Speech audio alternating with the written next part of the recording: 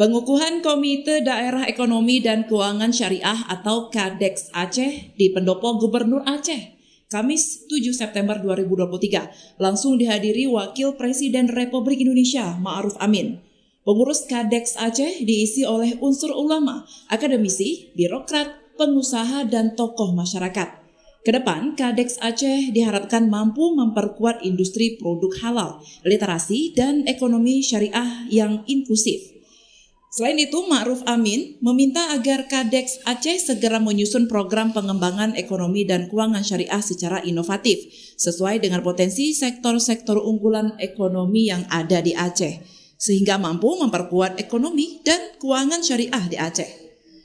Kehadiran KADEX Aceh dapat berperan besar dalam pembuatan kebijakan dan optimalisasi sektor unggulan ekonomi dan keuangan syariah, khususnya dalam merancang program kerja dan menjalin kolaborasi dengan para pemangku kepentingan. Potensi ekonomi Aceh juga cukup kuat. Ya. Masyarakatnya religius, jadi sangat berkembang, sangat mungkin untuk berkembang. Ya, masalah ekonomi keuangan syariah.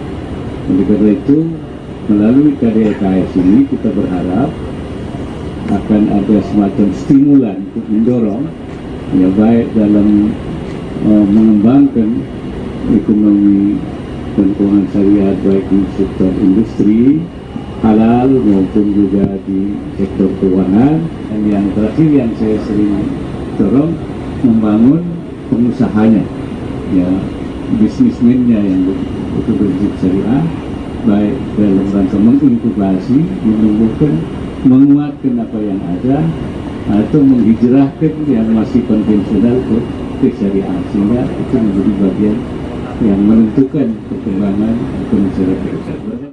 KADEX Aceh merupakan KADEX ke-23 di Indonesia yang dikukuhkan oleh pemerintah. KADEX juga diminta untuk segera mewujudkan program Quick Wins di tiap daerah, sehingga potensi sektor ekonomi dan keuangan syariah dapat lebih berkembang. Dari Banda Aceh, Lala Nurmala melaporkan untuk Puja TV Aceh.